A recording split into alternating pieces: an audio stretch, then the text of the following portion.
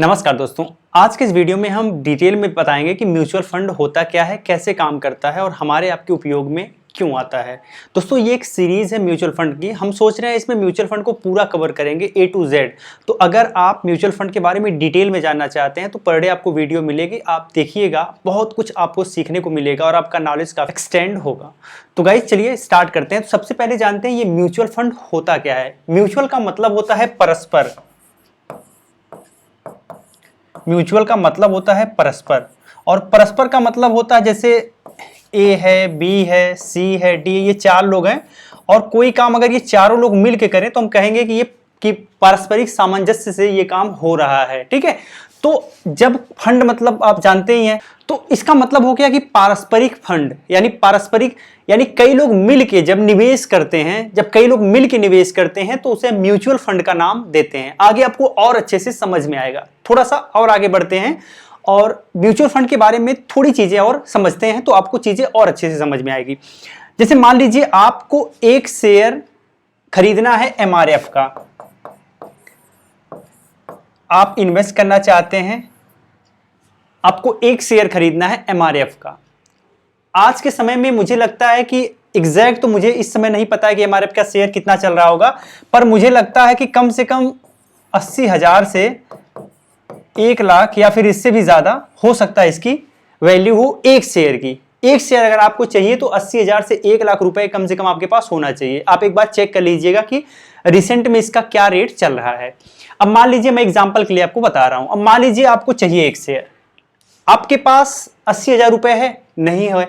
अगर नहीं है तो आप MRF का एक शेयर नहीं खरीद सकते। लेकिन म्यूचुअल फंड एक ऐसा माध्यम है जो आपको यह सुविधा उपलब्ध करवाता है कि आप MRF का एक शेयर खरीद सकते हैं। लेकिन कैसे खरीद सकते हैं यही आपको समझना है। अब मान लीजिए कि ये आपका म्यूचुअल फंड हो गया, ठीक है, और यहां पे A हो गया, ये B हो गया, ये C हो गया, ये D, ये E, ये F और ये G। ठीक है, इस तरीके से 1 2 3 4 5 6 7 लोग हैं, 7 लोग मिल गए और ये AMC है यानी एसेट मैनेजमेंट कंपनी। ये 7 लोग मिल गए और इन सभी का मन ये है कि हमें MRF का शेयर खरीदना है। ठीक है, लेकिन किसी के पास प्रॉपर उतना पैसा नहीं है कि वह शेयर खरीद सके, वह शेयर बाई कर पाए। तो मान लीजिए A के पास है 10,000, इसके पास है 15,000, इसके पास है 15,000, इसके पास है 10,000, इसके पास है 15,000, इसके पास मान लीजिए 20,000 हो गया, इसके पास भी मान लीजिए 20,000 हो गया।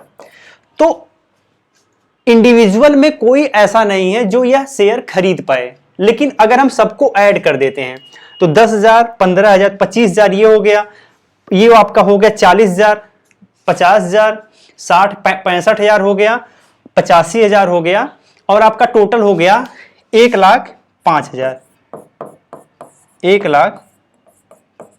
1,05,000। अब आप ये बताओ 1,05,000 में आप इसका शेयर खरीद पाओगे कि नहीं खरीद पाओगे? खरीद पाओगे ना, क्योंकि 80,000 से 1 लाख के बीच में है, आपके पास पैसा एनफ हो गया। तो अब आप लोग अलग अलग हो ना, एक दूसरे को कोई जानता नहीं है, तो क्या तरीका हो सकता है कि आप सभी लोग मिलके ये शेयर खरीद पाओ? तो ये तरीका होता है म्यूचुअल फंड। म्यूचुअल फंड को मैनेज करता है उसे एसेट मैनेजमेंट कंपनी के नाम से बोला जाता है। ये AMC है। आप एक दूसरे को नहीं जानते हो, लेकिन ये सारे लोग इस AMC को जानते हैं, इस म्यूचुअल फंड AMC को जानते हैं। तो सभी आएंगे इसके पास और कहेंगे भैया हमें 20,000 इन्वेस्ट करना है, ये कहेगा भैया हमें 20,000 इन्वेस्ट करना है, ये कहेगा हमें 15 करना है, ये कहेगा 10 करना। जिसके पास जितना पैसा है सभी लोगों को इन्वेस्ट करना है। सब लोग इससे कह दिए, ठीक है। अब क्या हुआ, अब सबका मिला के 1,05,000 रुपए हो गया। अब AMC के पास यह शेयर खरीदने की पूरी पॉसिबिलिटी हो गई कि अब AMC चाहे तो यह शेयर खरीद सकता है। लेकिन प्रॉब्लम यह है कि अगर आप सब मिलके इन्वेस्ट कर रहे हैं तो जरूरी नहीं है कि यह शेयर ही खरीदा जाए। AMC को लगता है कि हाँ MRF के शेयर में पोटेंशियल है तो वह खरीद सकती है। मैं बस एग्जांपल के लिए आपको बता रहा हूं। तो इस तरीके से आप देखेंगे कि आपका थोड़ा थोड़ा जो फंड है वो सब फंड इकट्ठा होकर एक बड़ा फंड हो गया, और यह बड़ा फंड एक एएमसी के द्वारा मैनेज किया जाता है आपका फंड, और इस तरीके से मनचाही इन्वेस्टिंग या मनचाहा शेयर परचेज किया जा सकता है। अब आपको एक चीज और समझना है, अब इतने लोग हैं, ए से लेके जी तक के लोग हैं, सबका अलग अलग रेशियो में पैसा लगा है, सबका अलग अलग रेशियो में पैसा लगा है, तो प्रॉफिट जो होगा वो इंडिविजुअल होगा या लॉस जो होगा इंडिविजुअल होगा क्या? तो ये आपको समझना है। तो मान लीजिए जिसका जिस रेशियो में पैसा लगा है, जो जिस रेशियो में इन्वेस्ट किया है उसी रेशियो में उसको प्रॉफिट होगा और उसी रेशियो में उसको लॉस होगा।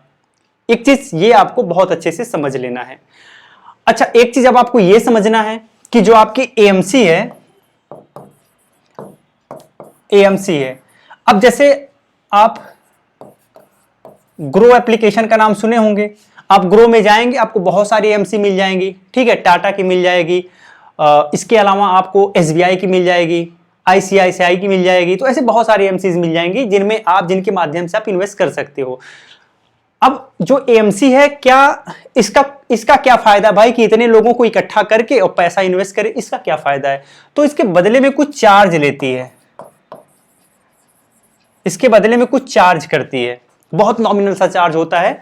इसमें दो ऑप्शन होता है, एक होता है एक्टिव और एक होता है पैसिव।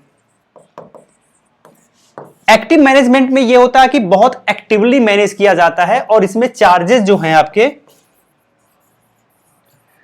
ज्यादा होते हैं। ये आपका पैसिव मैनेजमेंट है, तो इसमें चार्जेस जो आपके कम होते हैं। मेरा रिकमेंडेशन ये रहता है कि आप पैसिव इन्वेस्टमेंट वाला ही लीजिए, क्योंकि इससे ज्यादा अंतर नहीं आता है आपके रिटर्न में, बहुत अच्छा रिटर्न यहां से भी जनरेट होता है और चार्जेस भी आपके कम होते हैं। और जो चार्जेस आप कंपनी को पे करते हो वो आपका एक्सपेंस रेशियो होता है और भी कुछ चार्जेस होते हैं, जिसके माध्यम से आप अपना पैसा एएमसी को देते हो, एएमसी मैनेज करती है। अब एएमसी अच्छे लोगों को, बहुत उस क्षेत्र के बहुत माहिर लोगों को हायर करती है आपके फंड को मैनेज करने के लिए, कौन सा शेयर कब लेना चाहिए कब नहीं लेना चाहिए, कितना इक्विटी में पैसा लगाना है, कितना बॉन्ड में पैसा लगाना है, कितना डिवेंचर में पैसा लगाना है, वो सारी चीजें वो लोग डिसाइड करते हैं जो इसके स्पेशलिस्ट होते हैं, और उसके लिए उनको एएमसी के द्वारा सैलरी प्रोवाइड की जाती है। तो ये जो सारे खर्चे हैं इसको आप लोगों से ही लिया जाता है, लेकिन बहुत नॉमिनल होता है, तो ज्यादा आपको पता नहीं चलता, ठीक है। तो उम्मीद करते हैं ये चीजें आपको बहुत अच्छे ढंग से समझ आई होंगी कि म्यूचुअल फंड होता क्या है और काम कैसे करता है। तो अगली वीडियो में हम इसके बारे में और डिटेल में समझने का प्रयास करेंगे, कुछ और चीजें समझने का प्रयास करेंगे। एक दिन में ज्यादा बड़ी वीडियो बनाऊंगा तो हो सकता है आप बोर हो जाएं, तो एक एक स्टेप करके हम समझेंगे। जय हिंद।